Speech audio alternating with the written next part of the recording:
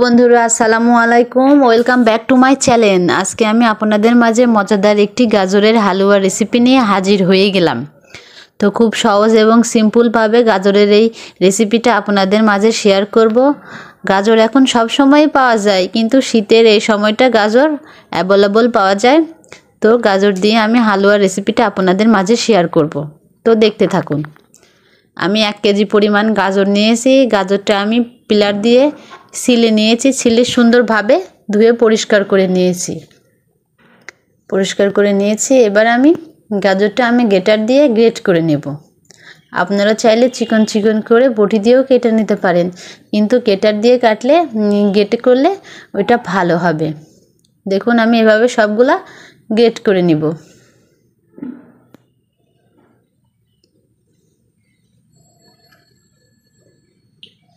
দেখুন আমি সবগুলা গ্রেট করে নিয়েছি।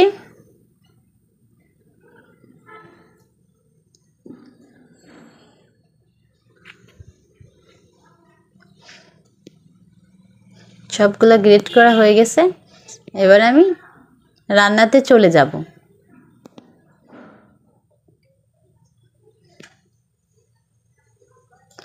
আমি প্যান নিয়ে নিয়েছি, চুলাতে প্যান বসাই দিয়েছি। এবার আমি 1 চামচ মতো বাটার দিয়ে দিব। বাটারটা গলা পর্যন্ত আমি নাড়ব না, গলে গেলে দেখুন বাটারটা গলে গিয়েছে।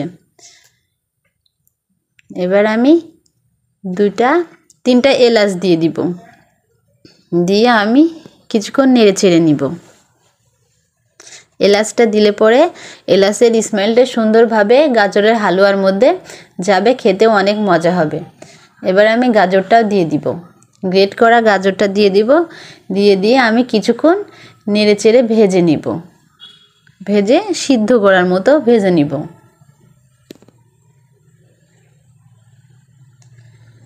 আর বছরের এই সময়টা গাজর অ্যাভেলেবল পাওয়া যায়। গাজরের এই রেসিপিটা অসাধারণ, ডেজার্ট হিসাবে আপনারা তৈরি করতে পারবেন, আর ছোট বড় সকলেই অনেক পছন্দ করবে। আপনারা ট্রাই করে দেখবেন। তো আমি কিছুক্ষণ ভেজে নেব। দেখুন কিছুক্ষণ ভেজে নেওয়ার পরে অনেকটাই কমে গেছে।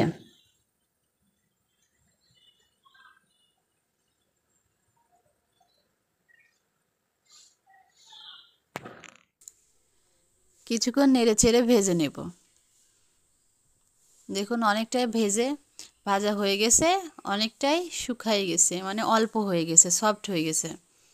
এবার আমি জাল করে রাখা 1 কাপ লিকুইড দুধ দিয়ে দিব।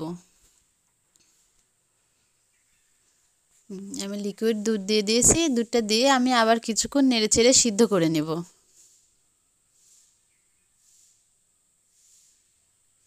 দুধটা দিলে পারে গাজরের হালুয়াটা আরও অনেক বেশি টেস্ট হয়, খেতেও অনেক মজা হয়।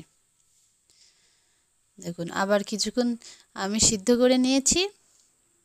সিদ্ধ করে নিয়ে এই পর্যায়ে আমি 1 কাপ চিনি দিয়ে দিব। আপনারা চিনিটা কম বেশি করে দিতে পারেন, যে যেমন চিনি খাবেন, মিষ্টি খাবেন সেরকম চিনি দেবেন। আর গাজর তো এমনি মিষ্টি, আর বেশি চিনি লাগবে না, মিষ্টিটা অল্প দিলেই বেশি মিষ্টি হয়ে যাবে। আমি সেই তুলনায় 1 কাপ চিনি দিয়েছি। দিয়ে আবার আমি কিছুক্ষণ নেড়েচেড়ে সিদ্ধ করে নেব, দুধটা শুকিয়ে যাওয়া পর্যন্ত রসটা।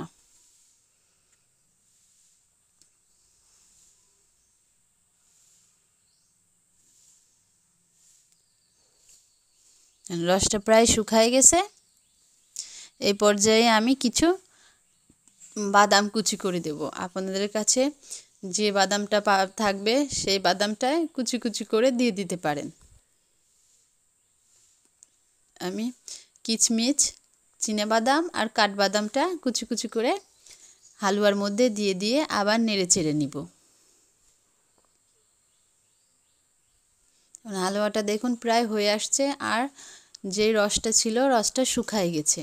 আমি ঝরঝরা হওয়া পর্যন্ত নেড়ে চেড়ে নিব। দেখুন অনেকটাই শুকিয়ে গেছে, আর দেখুন চামচের সঙ্গে উঠে উঠে আসছে।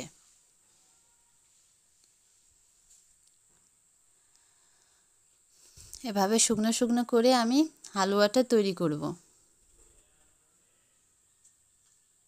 দেখুন আমার হালুয়াটা প্রায় হয়ে আসছে। আমি এভাবে চুলার উপরে কিছুক্ষণ রেখে দিব। দেখুন আমি চুলার উপর এভাবে কিছুক্ষণ রেখে দেবো। দেখুন আমি কিছুক্ষণ রাখার পরে দেখুন হালুয়াটা একদম সুন্দরভাবে সেট হয়ে গেছে আর কত সুন্দর চামিচের সাথে উঠে আসছে।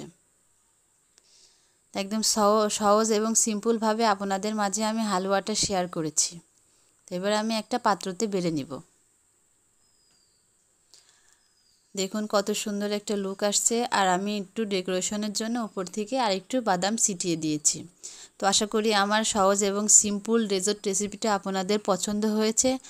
আশা করি আমার রেসিপিটা আপনাদের ভালো লেগেছে। আমার রেসিপিটা ভালো লাগলে আমার সাথে থাকবেন, সাপোর্ট করবেন। অন্য কোনো রেসিপি নিয়ে আবার আপনাদের মাঝে আমি চলে আসব, এমন নিত্য নতুন রেসিপি নিয়ে। ওকে বন্ধু, আল্লাহ হাফেজ।